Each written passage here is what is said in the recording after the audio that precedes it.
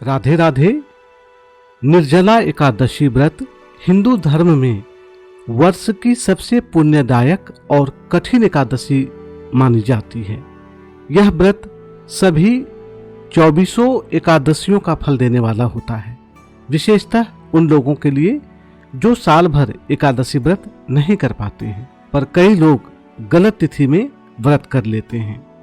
ये संशय बना रहता है कि किस दिन एकादशी का व्रत है। इस साल भी ऐसा ही है।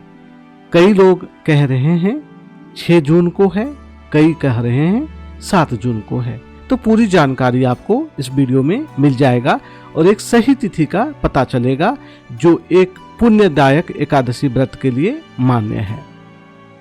व्रत की तिथि 2025 में कब रखें? निर्जला एकादशी का 10वीं तिथि समाप्त जो हो रही है वो 6 जून की रात 2:15 से, यानी 5 जून की आधी रात के बाद 2:15 पर, यानी वो 6 जून हो जाएगा।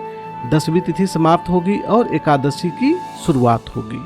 एकादशी तिथि प्रारंभ कब है? 6 जून रात्रि के 2:15 पे। एकादशी तिथि की जो समाप्ति है वो 7 जून की सुबह 4:47 पे है। आपके शहर में, आपके क्षेत्र में हो सकता है ये 10-20 मिनट का आगे पीछे हो टाइम जोन के अनुसार। क्योंकि एकादशी सूर्योदय से पहले प्रारंभ हो जाती है, इसलिए व्रत 6 जून 2025 शुक्रवार को ही रखना शास्त्र सम्मत और सर्वमान्य है। तो 7 जून को कुछ लोग व्रत क्यों रख रहे हैं? वैष्णव संप्रदाय के कुछ भक्त 7 जून 2025 को निर्जला एकादशी का व्रत रखेंगे, लेकिन स्मार्त यानी जो गृहस्थ जीवन के लोग हैं वो 6 जून को ही व्रत करेंगे। तो व्रत का विधि भी थोड़ा जान लेते हैं। ब्रह्म मुहूर्त में स्नान करें, पीले वस्त्र धारण करें, भगवान विष्णु की पूजा तुलसी, चंदन, पंचामृत और पीले पुष्पों से करें। निर्जल व्रत रखें, यानी बिना जल और अन्न के, इसका पालन जरूर करें। रात्रि में विष्णु सहस्त्र नाम या श्रीमद् भागवत गीता का पाठ करें। तो शास्त्रों में इसके कुछ व्रत के फायदे बताए गए हैं, वो भी जान लेते हैं। पद्म पुराण, भगवत पुराण और स्कंद पुराण में एकादशी व्रत की महिमा बार बार कही गई है। कुछ इसके प्रमुख लाभ ये हैं। पापों से मुक्ति।